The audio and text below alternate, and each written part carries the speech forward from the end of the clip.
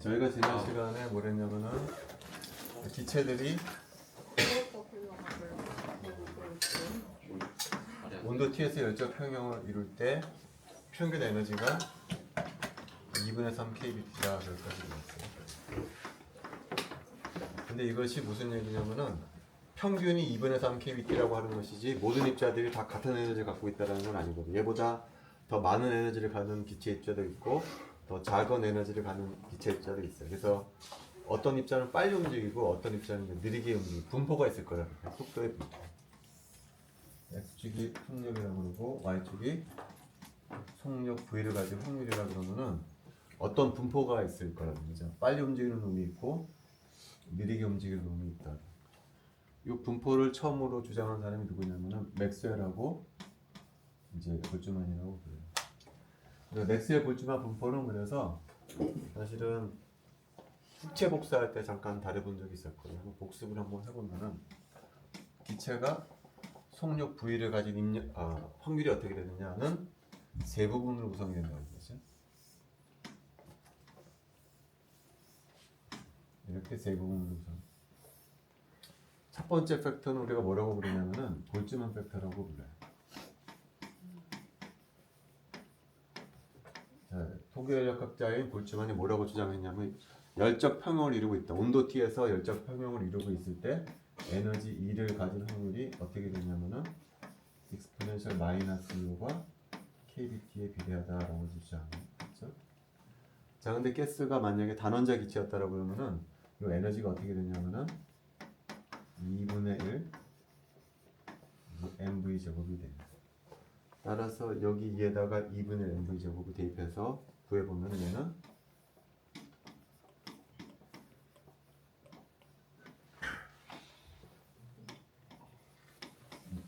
요런 항이 나올 거란 거죠.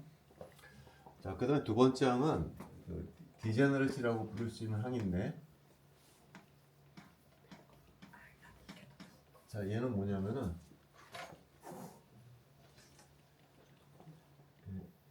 상자 안에 기체 입자들이 이렇게 운동을 하고 있어. 어떤 입자들이 이쪽 방향으로 움직이고 있고, 어떤 놈은 이쪽 방향, 뭐 이렇게 제각각 움직이고 있겠죠, 이런 식으로.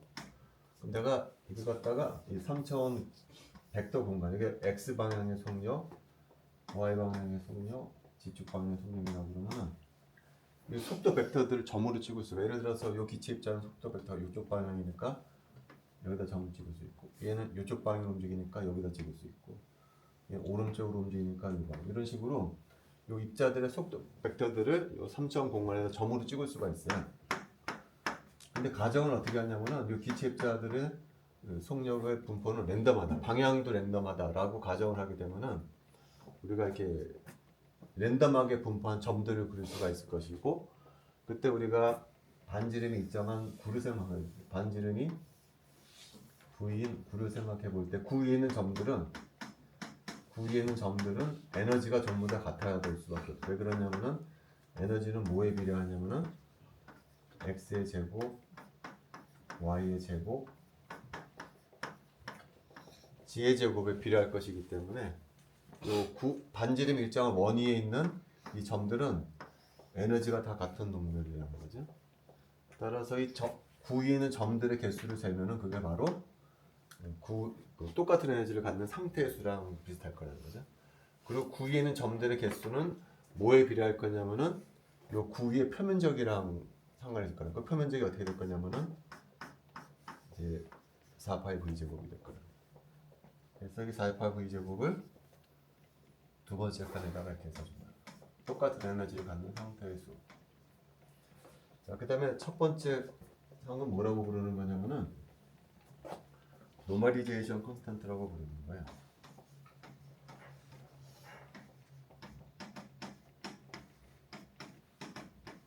자, 이게 왜 필요하냐면은 얘 물리적인 의미는 뭐냐면은 속력이 V일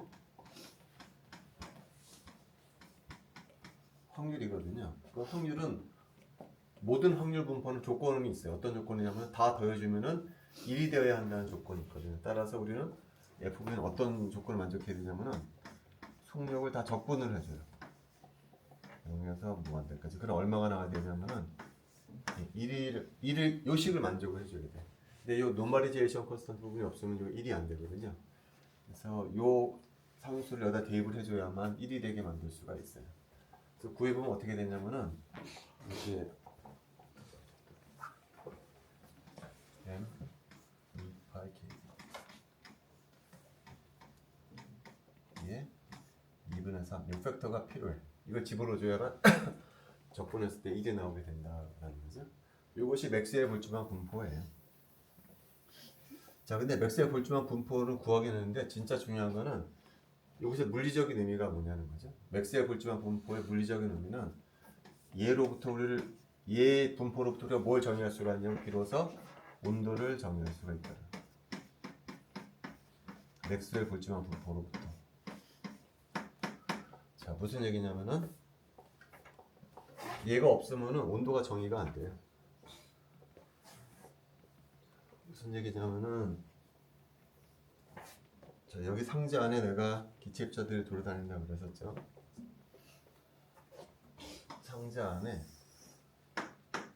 기체입자들이 돌아다녀요. 그래서 내가 요 어떤 순간에 기체입자의 속력 분포를 측정을 해서 플롯을 해봤어요. 그런데 그 분포가 맥스웰 볼츠만 분포랑 같지 않을 수가 있어. 어떤 상자 안에 기체들이 있는데 그 기체 입자들의 속력 분포를 봤을 때 그것이 반드시 맥스웰 볼츠만 분포랑 같지가 않을 수가 있다는 거예요. 맥스웰하고 볼츠만이 주장한 바는 뭐냐면은 어떤 분포가 맥스웰 볼츠만 분포가 아니다. 그럴 때는 무슨 일이 벌어지냐면은 이 분포가 시간에 따라서 계속 바뀔 거라는 거예요. 시간에 따라서. 처음엔 이렇게 됐다가 뭐 다른 분포를 갖고 있다가 또 시간이 지나면 계속 바뀌다가 조금 오랜 시간이 지나게 되면은 어떤 분포로 바뀌게 되냐면 맥스웰 볼츠만 분포로 바뀝니다. 이것이 맥스웰하고 볼츠만이 주장하는 바예요. 모든 기체 상자 안에 안에 있는 모든 기체들이 언제나 맥스웰 볼츠만 분포를 보이는 것이 아니고 맥스웰 볼츠만으로부터 보통은 벗어나 있다는 거예요. 보통은. 근데 시간이 지나면서 이 분포가 계속 바뀌다가 오랜 시간이 지나면 결과적으로 어떤 분포로 바뀌게 되냐면은 맥스웰 볼츠만 분포로 바뀐다고 합니다. 다시 말하면은 맥스웰 볼츠만 분포는 평형에 도달했을 때의 분포라는 거예요. 안 바뀌니까. 맥스웰 볼츠만 분포가 아니라면 그것은 평형에 도달하지 않았다라는 증거라는 거죠. 따라서 이 경우는 맥스웰 볼츠만 분포에 이르지 않았을 때는 온도라는 것을 정의할 수가 없어요. 왜냐하면 평형이 아니니까. 평형이 아닌 상태에서 우리가 온도를 정의할 수가 없고요. 온도를 따라서 언제만 정의할 수 있냐면은 맥스웰 볼츠만 분포에 이르렀을 때만 비로소 평형에 도달했기 때문에 그때야 비로소 온도를 정의할 수가 있다는 거예요. 맥스웰 볼츠만 분포가 딱 나오면 이 식에 피팅을 시켜줄 수 있는 T를 우리가 그때서야 비로소 정의할 수가 있다는 거죠. 그래서 맥스웰 볼츠만 분포로부터 우리는 비로소 온도를 정의할 수가 있다라는 거죠. 이게 중요한 의미다. 그 다음에는 조금 다른 토픽으로 넘어가서 자, 아이디얼 가스는 어떤 식을 만족하냐면은 PV 이퀄 nRT 식을 만족한다고 그랬죠. 근데 이건 아이디얼 가스일 때예요. 실제 기체는 어떨까요? 실제 기체는 이 식으로부터 벗어나죠. 그러면 이 실제 기체가 얼마나 이상 기체로부터 벗어나느냐를 정량화할 수 있는 양이 있어요. 그거를 컴프레서빌리티 팩터라고 불러요.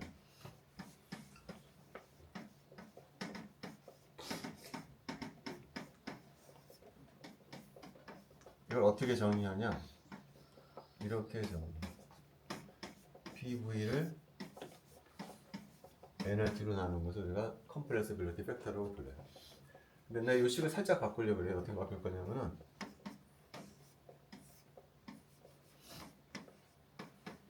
P가 분모로 들어가. 이런 식으로 바꿔줄 수가 있어요. 이 식하고 이 식은 똑같은 거죠. 그리고 이제 뭐라고 주장할 거냐면은 자, 주어진 온도, 압력, 몰수에서 TPN이 주었을 때 그 TPN을 이 식에다 대입해 주게 되면 뭐가 나올까요? 이 기체가 이상 기체로 행동했을 때에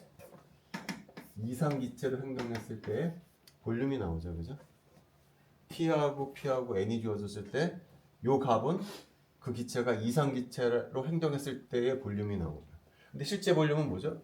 V라는 거죠. V. 실제 볼륨은. 그러니까 실제 볼륨하고 이상 기체로 행동했을 때 볼륨의 비율이 바로 컴프레서빌리티 팩터 G라는 거예요. 그 요 값은 셋 중에 하나예요. 요 값은 1일 때가 있고요. 1보다 클 때가 있고 1보다 작을 때가 있겠죠. 당연히 1일 때는 언제일까요? 1일 때는 아이디얼 케이스일 때겠죠. 그럼 언제 1보다 커지고 언제 1보다 작아지는 걸 한번 보도록 할게요. 자, 여기 성자가 있어요. 그리고 V하고 VID가 똑같아. 이때는 언제냐 그러면 G가 이럴 때라 그랬죠. 여기 안에 기체가 이렇게 있어요. 다시 말하면 이게 이상기체처럼 행동할 때요. 이상기체처럼 행동하다는 얘기는 분자 간에 인력이 없을 때가 되는 거죠. 그때 볼륨이 VID고 그거 실제 볼륨하고 같았을 때는 G가 1일 되죠. 근데 어떤 경우는 이런 경우가 있어요.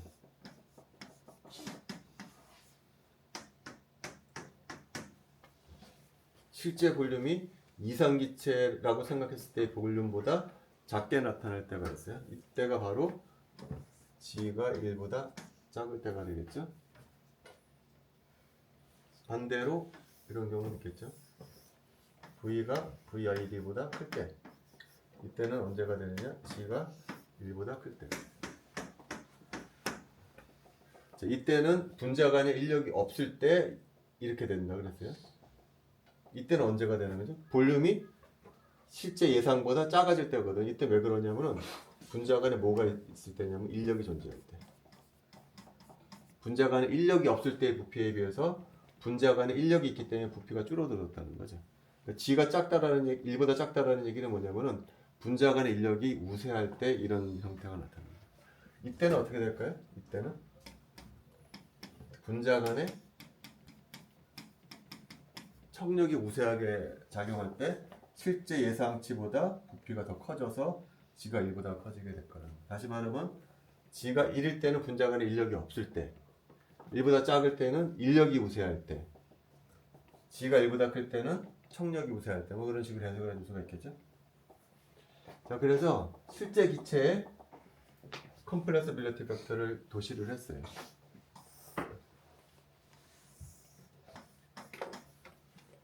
실제 기체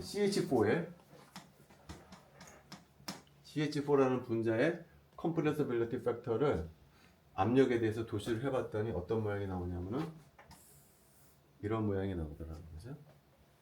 다시 말하면은 압력이 높을 때는 G가 1보다 커. 압력이 낮을 때는 G가 1보다 작다라는 거죠. 여기 기점은 왜 그럴까요? 압력이 높다라는 압력 꽉 눌러주면 어떻게 될까요? 고압력으로 눌러주게 되는 거예요. 볼륨이 압력이 높으면은 볼륨이 눌러주니까 볼륨이 줄어들게 되겠죠. 그럼 어떻게 되냐면 기체 분자들이 서로 다닥다닥 붙어 있게 돼. 그럼 더 눌러주면 무슨 힘이 발생할까요? 청력이 발생할 거란 말이에요. 청력이. 그래서 이때는 G가 1보다 커지게 되는 거예요. 반면에 여기는 압력이 낮아지게 되니까 어떻게 될까요? 볼륨이 커지면서 분자간이 좀 떨어지게 돼. 떨어지게 되면 이때는 뭐가 발생하냐면은 인력을 느끼게 될 거란 말이죠. 압력이 커서 볼륨이 작아지게 되면 압축이 되면서 분자간이 서로 붙어버려요. 그래서 청력이 우세하게 되고 압력이 낮아지게 되면은 이게 부피가 증가하면서 이게 조금 늘면서 분자 간에 인력이 발생하게 된다. 그래서 G가 1보다 작게 된다는 거죠. 자, 그런데 여기 이제 PV는 분자 간에 인력도 있을 수 있고 청력도 있을 수 있다는 거죠. 그럼 P는 P인데 그럼 질문은 왜 실제 기체는 그러면은 이상 기체에서 벗어나느냐? 실제 기체는 이상 기체가 뭐가 다르기 때문에 이상 기체 상태 방정식에서 벗어나느냐에 관한 대답을 누가 했냐면은 반데어바이어스가 했어요. 반데어바이어스가 왜 실제 기체는 이상 기체 상태 방정식에서 벗어나느냐에 대한 대답이 뭐냐면은 기체는 입자로 구성이 되어 있기 때문이다. 입자. 제가 예전에도 얘기했지만은 1800년대부터 1900년대까지 100년 동안 과학자들이 싸웠다고 그랬죠. 기체가 입자로 구성이 됐다는 것을 믿는 사람들도 있고 안 믿는 사람들도 있다고 그랬잖아요. 근데 반데어바이어스는 이걸 믿었던 사람이에요. 기체가 입자로 구성이 되었다는 걸 믿었던 사람이고 그 입자설을 이용을 해서 왜 실제 기체는 이상 기체 상태 방정식에서 벗어나는가에 대한 설명을 했어요. 반데어바이어스 뭐라고 주장했냐면은 기체는 입자로 구성이 되어 있는데 입자는 파이나이트한 볼륨을 갖고 있다는 거예요. 파이나이트한 볼륨. 아이고 이게 잘못됐잖아. 파이나이트한 볼륨을 갖고 있어서 실제 기체가 느끼는 볼륨은 V가 아니라는 거예요. V보다 작다라는 거예요. 자기가 차지하는 볼륨이 있기 때문에. 그래서 여기에다가는 뭐를 빼줘야 되냐면 이 식에서 자기가 자기 스스로 차지하고 있는 볼륨을 빼줘야 한다라는 거예요. 그러니까 B가 바로 뭐를 나타내는 거죠? B가 분자의 크기를 나타내는 파라미터라는 거죠. 분자는 파이나이트한 볼륨을 갖고 있다. 크기를 갖고 있다라는 거 첫 번째. 그래서 이 첫 번째 수정항이 필요하다는 거예요. 그 다음에 두 번째는 분자 간에는 뭐가 존재하냐? 인력이 존재하냐? 여기 분자가 있고 여기 분자가 있으면 둘 사이에는 뭐가 존재하냐? 인력이 존재한다는 거예요. 인력이 존재하기 때문에 압력은 벽에 비치는 압력은 빼줘야 한다는 거지. 인력이 잡아당기는 분자들끼리 잡아당기는 힘이 있기 때문에. 그래서 그 빼주는 양이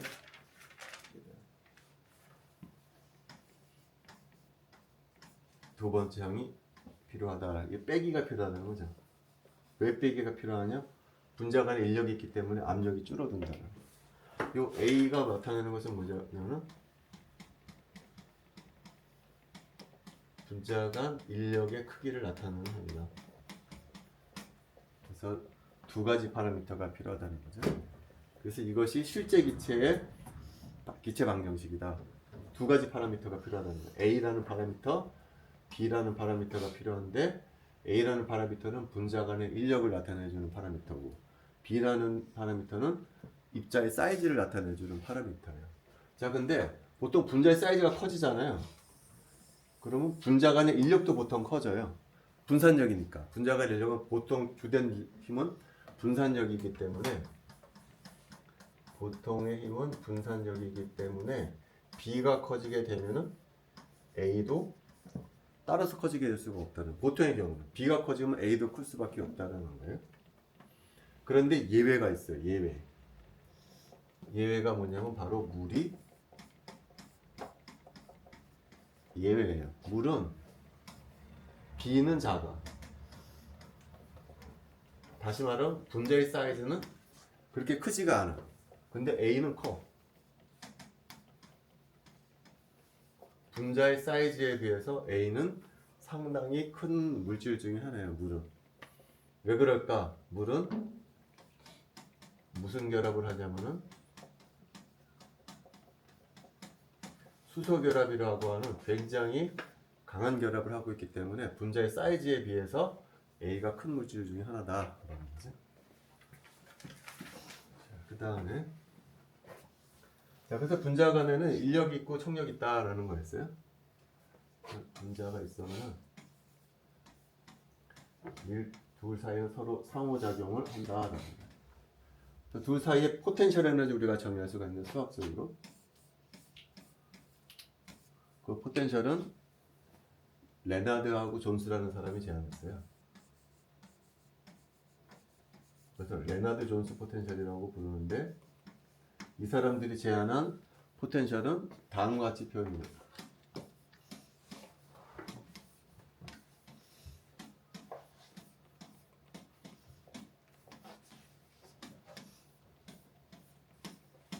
이렇게 항은 R의 12승에 비례하고 포지티브 사인을 갖고 있죠. 이거는 청력을 나타내는 항이라는 거죠. 자, 뒷항은 앞에 마이너스 사인이 붙어 있으면서 R의 6승에 비례하죠. 마이너스 사인이 붙어 있는 것을 봐서는 분자 간의 인력을 나타내는 항이라는 거예요. 근데 청력은 R의 마이너스 12승, 인력은 R의 마이너스 6승에 비례하기 때문에 레나드 존스 포텐셜을 다른 말로는 뭐라고 보통 표현하냐면 12-6 포텐셜이라고 부르기도 해요. 청력은 R의 마이너스 12승, 인력은 R의 6승에 따라 비례하다. 그래서 12-6 포텐셜이라고 부르기도 해요. 자, 반대어 바스식이요. 두 가지 파라미터가 필요하다고 그랬잖아요. A 파라미터, B 파라미터가 필요하듯이 레나드 존스 포텐셜도 두 개의 파라미터가 있어요. 입실론이라는 파라미터하고 시그마라는 파라미터가 필요해요. 물리적인 의미를 한번 보면은요. 내가 이 포텐셜을 그려주잖아요. 그럼 어떤 모양이 되냐면은 이런 모양이 돼요. 요거를 그려주면 이렇게 되는데, 여기서 입실론의 역할은 뭐냐면은 요 깊이, 요 포텐셜 웰의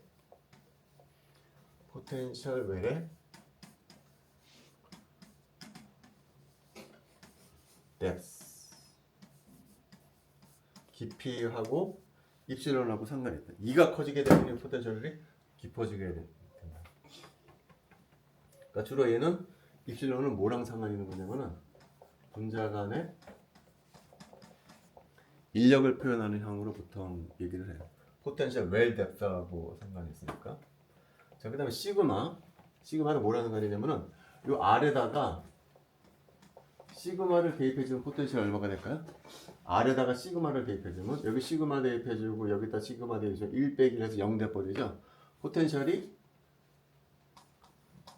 0으로 가게 되죠. R이 시그마일 때. 다시 말하면 시그마가 어디라는 얘기죠?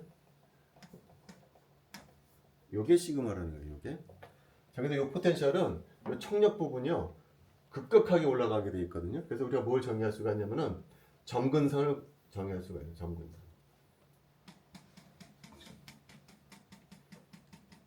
근데 점근선이 거의 R이 있고 시그마는 거의 비슷해요. 정확히 시그마는 뭐냐면 포텐셜이 제로가 되는 점이 시그마거든요. 근데 포텐셜이 엄청나게 급격하게 올라가. 이 점으로부터. 그래서 점근선도 거의 시그마랑 거의 똑같아. 시그마랑. 자, 근데 이 점근선 혹은 시그마, 그러니까 무슨 의미를 갖는지 한번 보도록 할게요. 자, 알곤 같은 경우에 얘가 어디 정도에 있냐면은 3옹스트럼 정도가 점근선이거든요. 점근선이 있다라는 의미가 뭔지를 한번 보도록 할게요. 점근선이 있다라는 의미는 뭐냐면은, 자, 알곤 같은 경우에 알곤 포텐셜의 점근선이 3옹스트럼이라는 얘기는 뭐냐면은 알곤이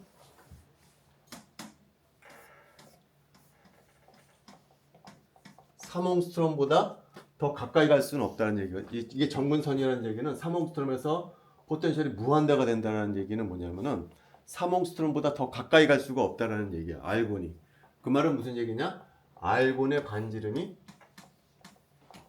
1.5옹스트럼이라는 얘기랑 똑같아요. 이게 1.5옹스트럼이기 때문에 알곤의 반지름이 1.5옹스트럼이기 때문에 두 원자 사이 거리가 3옹스트럼 되면은 더 이상 가깝게 갈 수가 없다라는 거예요.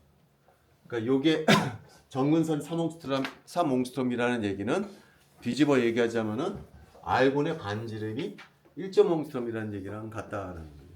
근데 그 점근선이 뭐랑 비슷하다고 그랬죠? 시그마랑 비슷하다고 그랬잖아요. 그러니까 시그마가 뭐를 알려주는 거죠? 대략 이 분자의 반지름 혹은 크기가 얼마인지 알려주는 척도로 쓸 수가 있다는 거예요. 시그마가. 이거는 원자나 분자의 크기를 나타내주는 파라미터다라고 보면 된다. 요쪽 부분에 관한 정보를 주는 거죠. 다시 말하면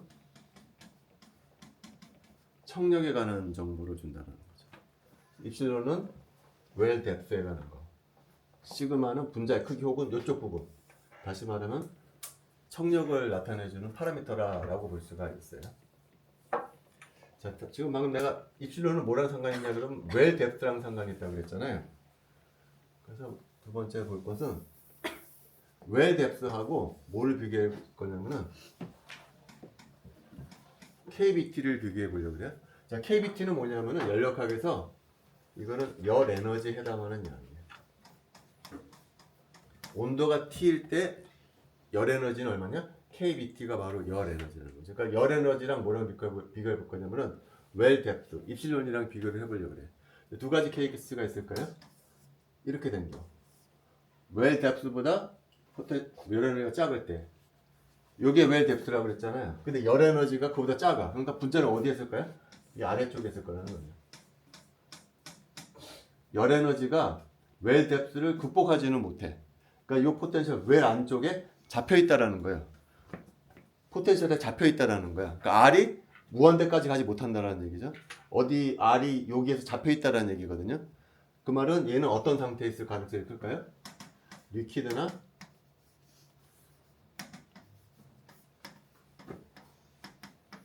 솔리드 스테이트 있을 가능성이 크다는 인력에 잡혀 있다라는 얘기죠. 열 에너지가 얘를 극복하지를 못해. 그러니까 여기 잡혀 있다는 안쪽에 잡혀 있다는 R이 무한대까지 못 간다는 얘기거든요.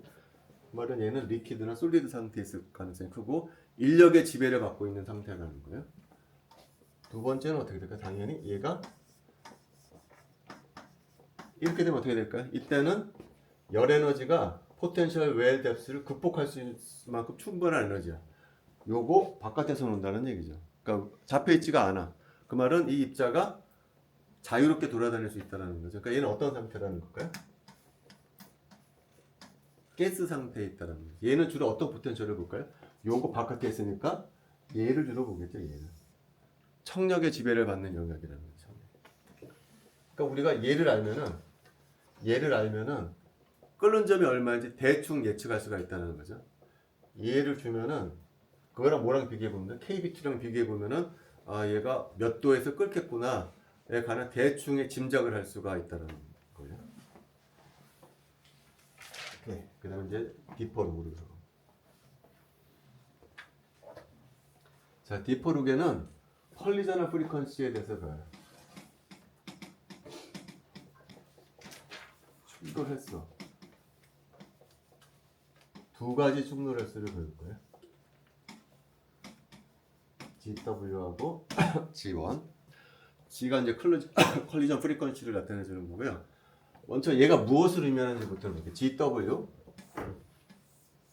그래서 W는 뭐의 약자냐면은 월의 약자예요. 월. 여기 상자 안에 기체 입자들이 이렇게 있겠죠. 그래서 움직이다가 벽이랑 맞고 두들겨야지. 벽을 두들길 거야. 벽을. 요 벽에 얼마나 자주 와서 두들기느냐. 단위 시간 동안 이 벽에 얼마나 분자들이 와서 두들기고 가느냐가 바로 GW에 해당하는 거예요. G1은 뭐냐면 자기들끼리 부딪히는 거예요. 자기들끼리 와서 부딪히는 횟수를 우리가 G1이라고 부른다. 그래서 우리가 두 가지 컬리전 프리퀀시를 배울 거예요. 벽에 와서 얼마나 자주 부딪히느냐, 자기들끼리 얼마나 자주 부딪히느냐. 자, 이것에 관한 식을 유도를 할 텐데 이 식을 유도하기 전에 얘가 왜 중요한지부터 알아보고 GW가 왜 중요한지부터 알아보더라. GW가 왜 중요하냐면요. 이 상자에다가 내가 작은 구멍을 뚫으려고 해요. 작은 구멍을 뚫어. 그럼 어떻게 될까요? 이 기체 입자들이 원래는 여기에 막혔으면 때리고 다시 나갈 텐데 새어나갈 거라는 거지. 이렇게 새어나가. 구멍을 뚫어놓으면 기체 입자들이 구멍을 통과해서 새어나가게 돼. 새어나가는 프로세스를 뭐라고 부르냐면은 에피전이라고 부르거든. 얼마나 빨리 새어나가느냐, 그것이 바로 에피전 레이시고요. 당연히 에피전 레이스는 뭐랑 상관이 있을까요? GW랑 상관이 있겠죠. 이게 구멍이 없었으면은 벽을 때렸을 놈인데 구멍이 뚫렸기 때문에 새어나오는 거잖아요. 그래서 에피전 레이스는 GW랑 상관이 있어요. 근데 우리가 곧 얘기하겠지만 GW는 뭐랑 상관이냐면은 분자량하고 상관이 있어요. 이게 가볍냐 무겁냐에 따라서 새어나가는 속도가 달라요. 무거운 놈은 어떻게 될까요? 이게 천천히 움직이니까 당연히 GW도 작고 따라서 에피전 레이트도 줄어들어요. 가벼운 놈은 빨리빨리 움직일 테니까 GW도 크고 에피전 레이트도 커요. 그러니까 분자량에 따라서 새어나오는 속도가 다르다는 거죠. 자, 이게 왜 중요하냐? 우리가 우라늄을 캐잖아요. 우라늄을 캐면은 238번 우라늄하고 235번 우라늄, 예를 들면은 이게 두 개가 섞여 있어요, 대부분. 근데 우리가 필요로 하는 우라늄은 235번이야. 왜냐하면 235번 우라늄이 원자폭탄 만드는 데 쓰거든요. 그래서 이것을 분류할 때 우리가 필요한 것은 얘거든. 얘가 섞여 있어요, 지금. 그래서 얘만 농축시킬 때 바로 에퓨전 프로세스를 써. 얘도 새어나오고 얘도 새어나오는데 이걸 계산해 보면은 뭐가 더 빨리 새어나오냐면은 좀 가벼운 235번 우라늄이 더 빨리 새어나오거든요. 그래서 얘를 농축시키는데 이걸 쓸 수가 있다는. 그래서 이게 중요하다는 거죠. GW가. 자, 그다음에 G1은 왜 중요하느냐? G1. G1은 자기들끼리 충돌하는 횟수라고 그랬잖아요. 근데 G1 자체가 중요한 것은 아니야, 사실은. G1은 왜 중요하냐면은 민 프리 패스라고 하는 남다를 계산하기 위해서 필요한 거예요.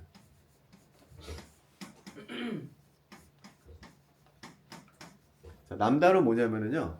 저 기체가 입자가 있거든요. 쭉 가다가 어떤 입자랑 부딪혀서 경로가 바뀌어. 쭉 날아가. 또 부딪혀. 또 경로가 바뀌어. 이런 식으로 계속 쭉 날아가다가 부딪히고 쭉 날아가다가 부딪히고 이렇게 되겠죠. 요 길이. 부딪히지 않고 쭉 날아가는 길이를 우리가 뭐라고 부르냐면은 프리 패스라고 불러요. 얘도 프리 패스고 얘도 프리 패스예요. 근데 프리 패스는 길이가 다 다르겠죠, 그죠? 그 값들을 다 평균한 것을 민 프리 패스라고 불러요. 우리가 필요로 하는 것은 바로 민 프리 패스예요. 근데 얘는 얘 가지고 계산할 수가 있거든요. 그래서 지원이 필요한 거예요. 자, 그럼 민 프리 패스는 또 왜 중요하냐? 민 프리 패스는 다양한 파라미터를 계산할 때 써요. D는 뭐라고 부르냐면은 확산계수라고 부르는 건데, 우리가 이제 다음 시간에 배울 텐데요. 확산계수는 어떻게 표현되냐면 람다에다가 U바를 곱한 거예요. 민 프리 패스에다가 에버리지 스피드를 곱한 것이 바로 확산계수. 얼마나 잘 퍼져나가는가. 그 다음에 이타는 뭐냐면은 점성계수예요. 얼마나 끈적끈적하느냐. 얘는 어떻게 계산하냐? 람다에다가 U바에다가 뭐를 곱해주면 되냐면은 밀도를 곱해주면 돼요. 점성계수 구할 때도 람다가 필요해요. 또 있어요. 카파 라고 해서 이거는 열 전도도거든요. 얼마나 이 기체가 열을 잘 전도하느냐. 이는 어떻게 계산되냐면은 람다에다가 뭐를 곱해주냐? 이거 열 전도. 여기도 람다가 필요하다는 거죠. 그러니까 람다를 계산하면은 그것을 가지고 확산계수, 점성계수, 열 전도 계산할 때 다 필요하다는 거예요. 그래서 람다가 필요하다는 거예요. 람다가. 근데 그 람다를 계산하기 위해서는 뭐가 필요하냐면은 G1이 필요하다는 거예요. 왜 필요한가 한번 보도록 할게요. 자, 예를 들어서 G1이 10%이라고 해봅시다. 이 말은 무슨 얘기인가요? 1초 동안 10번 부딪힌다는 얘기죠. 그 다음에 U바는 평균 속도는 100m/s이라고 해봅시다. 1초 동안 100m 날아간다고요. 그럼 이 두 가지 값 가지고서 람다를 구할 수가 있어요. 왜 람다를 구할 수가 있냐면은 이 식을 봅시다. 이 식은 초당 10번 부딪힌다는 얘기거든요. 초당 10번. 근데 뒤집어 생각하자면 무슨 얘기일까요? 초당 10번 부딪힌다는 얘기는 10분의 1초 동안은 안 부딪힌다는 얘기거든요. 10분의 1초 동안은 안 부딪히고 10분의 1초 동안 안 부딪히고 쭉 날아갈 수가 있다는 거예요. 이 시간이 얼마냐면은 10분의 1초 이렇게 된다는 거죠. 근데 그때 속력이 얼마라고요? 100m/s이니까 몇 미터를 갈 수 있다는 얘기죠. 얘에다가 얘를 곱해준 10m를 안 부딪히고 쭉 갈 수 있다는 얘기가 되잖아요. 남들 이렇게 구하면 된다는 얘기죠. 그러니까 이 두 가지로부터 우리 뭘 계산할 수가 있냐면은 람다를 계산할 수가 있다는 거죠. 이거 지금 내가 말한 것을 식으로 표현하자면 어떻게 될까요? G1은 U바를 뭐로 나눠준 거냐? 아이고. 람다는 U바를 G1으로 나눠준 거다라는 거죠. 그래서 이 식으로부터 G1으로부터 뭘 계산할 수가 있냐면은 람다를 계산할 수가 있고 그 람다를 이용하면은 이런 거를 계산할 수 있다. 그래서 G1이 중요하다라는 거예요. 자, 그럼 이제 원래 목적대로 들어가서 GW에 관한 식을 한번 만들어 볼게요. GW는 뭐라고 그랬냐면 상자가 있고 기체 입자들이 얼마나 자주 이 벽을 두들기느냐라고 그랬죠. 이 벽의 단면적을 내가 이제 A라고 부르도록 할게요. 벽의 단면적. 그럼 GW는 뭐에 비례할 거냐면 당연히 단면적의 크기에 비례하게. 단면적이 크면 클수록 더 많이 와서 부딪힐 테니까 당연히 A에 비례할 거예요. 자, 근데 또 뭐에 비례할 거냐면은 넘버 덴서티에 비례하겠죠. 여기 상자 안에 기체 입자들이 많으면 많을수록 당연히 여기에 더 자주 와서 부딪힐 것이. 마지막으로 U 바도 필요하겠죠. 느리게 움직일 때하고 이것이 빨리 움직일 때 비교해 보면 당연히 빨리 움직일 때 벽에 더 많이 와서 부딪힐 것이라. 그래서 GW는 세 가지 요인에 의해서 결정돼요. 여기도 비례하다고 그랬기 때문에 비례 상수가 있을 거예요. 그래서 정확히 계산해 보면은 그 비례 상수가 얼마로 알려져 있냐면은 4분의 1로 알려져 있다라는 거죠. 자, 그리고 U 바는 책에 찾아보면 얼마로 나와 있냐면은 8RT를 파이엠으로 나눠준 거다라는 거죠. 그래서 이것이 바로 GW. 근데 아까도 얘기했지만 GW는 뭐에 필요하냐면 에피전 레이트를 계산할 때 필요하다 그런 얘기를 했었죠. 그래서 내가 이 상자 안에 A라는 분자도 섞여 있고 B라는 분자도 섞여 있다라고 해봅시다. 구멍을 뚫을 거예요. 그러면 A도 새어나오고 B도 새어나올 거라는 거죠. A도 새어나오고 B도 새어나오는데 그 비율이 어떻게 될 것이냐? Rate of effusion A 분의 Rate of effusion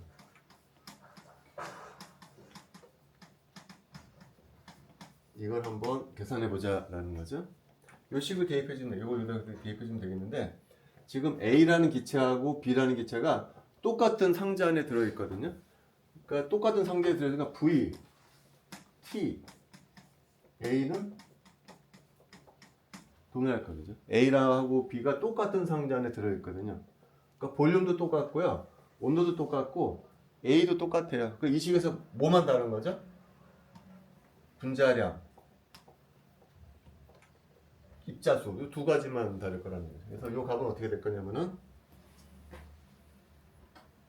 이 값은 먼저 GW는 분자의 수에 비례할 것이니까 NA분의 NB 이렇게 될 거예요.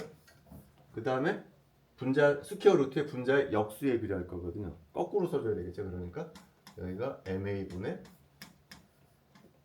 MB 뭐 이런 식으로 우리가 써줄 수가 있다는 거죠. 이것이 에피전 레이스의 비율이다.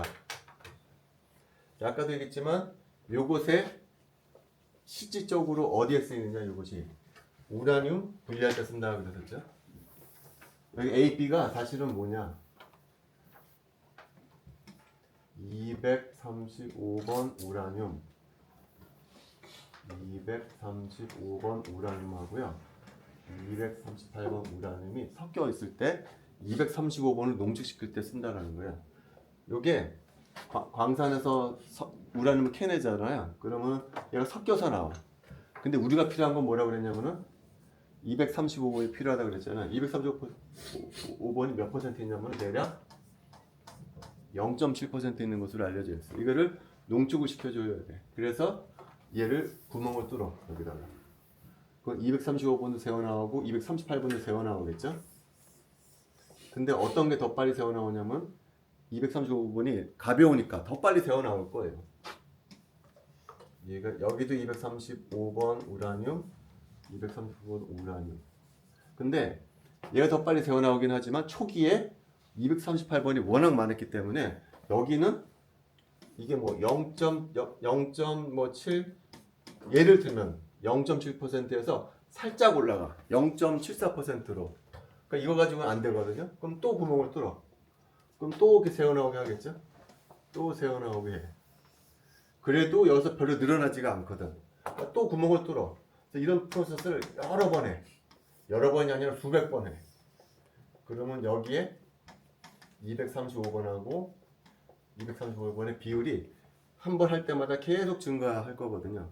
그래서 최종적으로 몇 %까지 만드냐면은 7%까지 만들 수가 있다. 그래서 연수 문제에 보면은요, 0.7%에서 7%까지 농축시키는데 얘가 몇 단계가 필요하느냐가 문제에 나와 있어요. 몇 단계가 525번인가 필요하대요. 엄청나죠?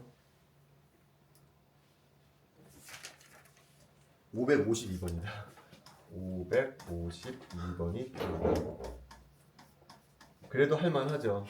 원자폭탄이 있느냐 없느냐는 전혀 다른 거잖아. 국가의 운명이 달린 거잖아요. 그죠?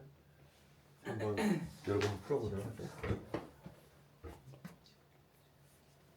자, 이것이 GW에 가는 것이고요. G1 보도록 하겠습니다. G1. G1은 뭐냐면은 입자가 있어요. 이제 얘를 따라다니까 얘가 따라다니면은 쭉 가다가 부딪혀. 경로가 또 바뀌어. 또 쭉 날아가. 또 부딪혀. 쭉 날아가. 또 부딪혀. 이런 식으로 계속 가겠죠. 그럼 나는 무슨 일을 할 거냐면은 하나를 딱 타겟으로 잡은 다음에 얘만 따라다니까. 얘만. 이렇게 1초 동안 얘를 따라다니면서 얘가 몇 번 부딪히는지를 셀 거라는 거죠. 얘를 기준으로 1초 동안이라고 하면은 여기가 딱 1초라고 그러면 어떻게 될까요? 요 길이 다 더하면 그게 얼마가 될 거냐면은 U바가 되겠죠. 얘가 U바 동안 움직일 동안 이 입자들이랑 몇 번 부딪히는가를 세면 그것이 바로 G1이다라는 거예요. 그래서 이걸 좀 더 알기 쉽게 그림을 표현하자면 요 입자, 타겟으로 잡는 입자를 내가 여기다 이제 그려주도록 할게요. 중심이 여기 있어요. 반지름이 R인 입자요. 요만 따라다닐 거거든요. 얘를 1초 동안 따라다닐 거예요. 이게 쭉 날아간다라고 그러면은 요 길이가 얼마가 되냐면은 U바가 되겠죠. 자, 그리고 이제 무슨 주장을 할 거냐면은 여기 R이잖아요. 여기도 또 R을 올려. 여기다가도 R을 내려. 그래서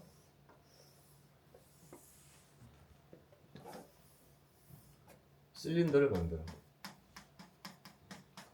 길이는 U바고 반지름은 요 실린더의 반지름은 R 플러스 R.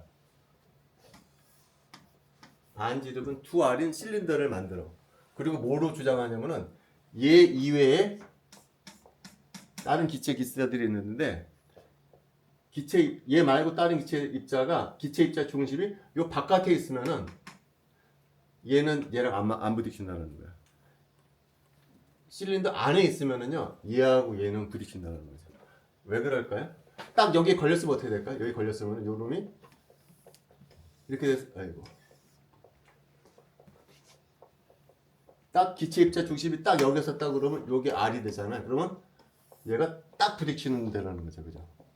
딱 스쳐 지나가는 점이 바로 여기가 되는. 요 길이가 근데 어디서 얼마큼 떨어진 거죠? R, 2R만큼 떨어진대. 중심이 얘로부터 2R만큼 떨어진 놈은 딱 스치고 지나가. 근데 그거보다 살짝만 올라가면 어떻게 될까요? 안 부딪힌다라는 거죠.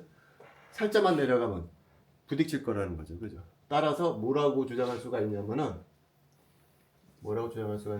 요 기체 입자를 U바만큼 따라가면서 얘네들이 부딪히는 놈들은 다 어디에 있어야 된다는 얘기죠. 여기 실린더 안에 있는 것들은 전부 요놈이랑 부딪힐 거라는 거죠. 따라서 G1은 뭐랑 똑같냐? G1은 바로 여기 실린더 안에 들어있는 입자의 수가 바로 G1이라는 거죠. 근데 실린더는 길이는 U바, 반지름은 2R, 즉 D. 요 기체 분자의 지름에 해당한다는 거죠. 그리고 G1은 뭐랑 똑같냐면은 실린더 안에 들어있는 기체 입자수가 바로 G1이다라는 거예요. 그럼 G1은 실린더 안에 들어있는 입자수니까 실린더의 부피에다가 뭐를 곱해주면 될까요? 넘버 덴서티. 넘버 덴서티는 NO가 V가 되겠죠. 부피에다가 밀도를 곱한 것이 바로 G1이다. 부피는 근데 실린더의 부피가 되니까 파이 D제곱에다가 뭐를 곱해주면 U바를 곱해주면 됩니다. 이게 돼요. 파이 D제곱 U바가 실린더의 부피 V분의 N이 넘버 덴서티 이게 될 거라는 거죠.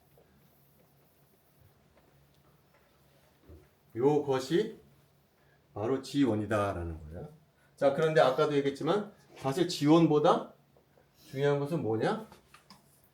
람다라고 그랬거든. 람다를 근데 어떻게 했냐면 U바를 G1으로 나눠준 거거든요.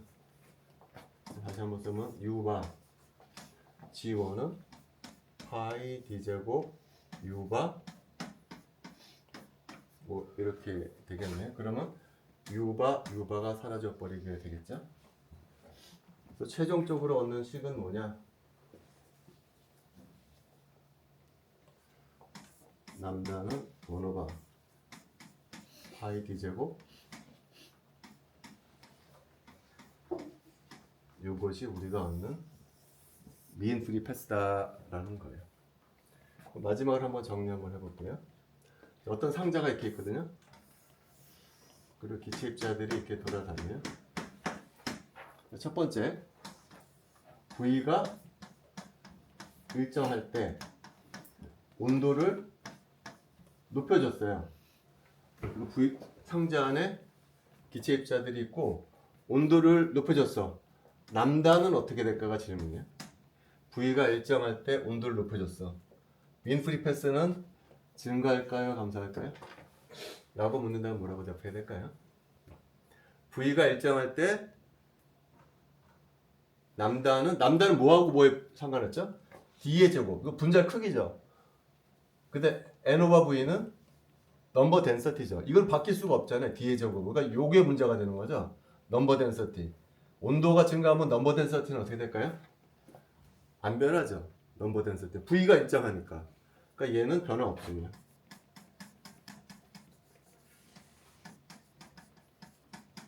두 번째, P가 일정할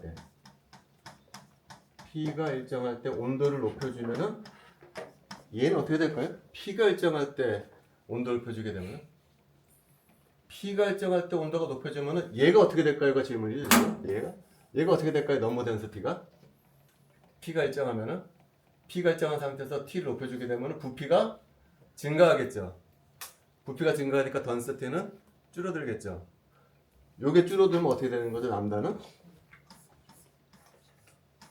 증가해야 되겠죠. 그죠? 오케이. 이제 다음 시간에 뭘 할 거냐면요. 지금 방금 우리가 뭐라고 그랬냐면은 G1을 왜 계산한다고 그랬죠? G1은 람다 계산하기 위해서 한다고 그랬죠. 근데 람다가 왜 계산한다고 그랬어요? 확산계수, 점성도, 열전도랑 상관이 있다고 그랬잖아요. 특히 확산계수가 뭐랑 상관있냐면은 람다 유바랑 상관이 있거든요. 그래서 다음 시간에는 요거를 한번 유도해 보려고요. 왜 확산계수가 얘랑 상관이 있는가? 그것이 이제 다음 시간에 할 얘기고, 그거 끝나고 나면 이제 10장으로 넘어가도록 할게요. 오케이. 다음 시간에 봅시다.